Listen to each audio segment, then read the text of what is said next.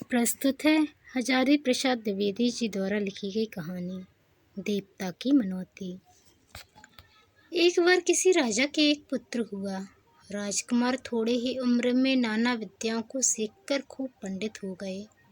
इस समय काशी के लोग पर्व के दिन खूब धूमधाम से देवी देवता की पूजा करते। उनकी पूजा की सामग्री फूल अक्षत तो थे ही, साथ ही बकरा, भेड़ा, सुअर, मुर्गा वगैरह को मारकर उनके रक्त मांस से भी वे लोग पूजा किया करते। राजकुमार के मन में ये हत्याएं देखकर बड़ी चोट लगती। उन्होंने सोचा, लोग देवता की पूजा करते समय बहुत जीवों की हत्या करते हैं।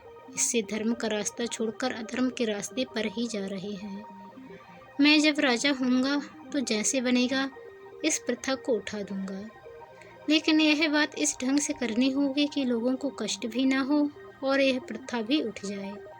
कुछ दिन बीत गए। राजकुमार एक दिन रथ पर चढ़कर नगर के बाहर घूमने गए। रास्ते में उन्होंने देखा कि एक बड़े भारी बरगद के पेड़ के नीचे सैकड़ों आदमी जमा हुए हैं। उन लोगों की धारणा थी कि उस बरगद के पेड़ पर एक देवता का वास है। उस देवता का बड़ा प्रभाव है। पूजा देकर उनसे जो आदमी जो कुछ चाहता है वही पाता है।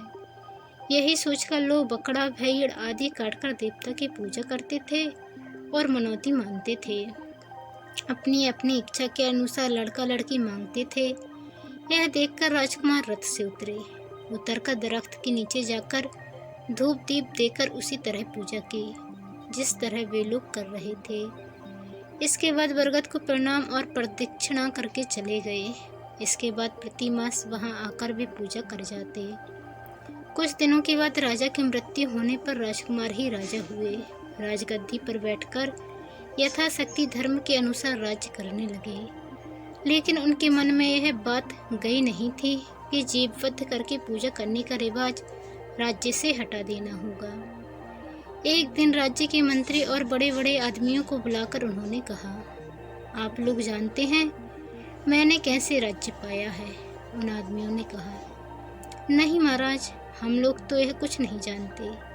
जानी हुई बात तो यही है कि राजा का पुत्र राजा होता है। राजा ने कहा, हाँ होता तो यही है, किंतु और भी एक कारण है।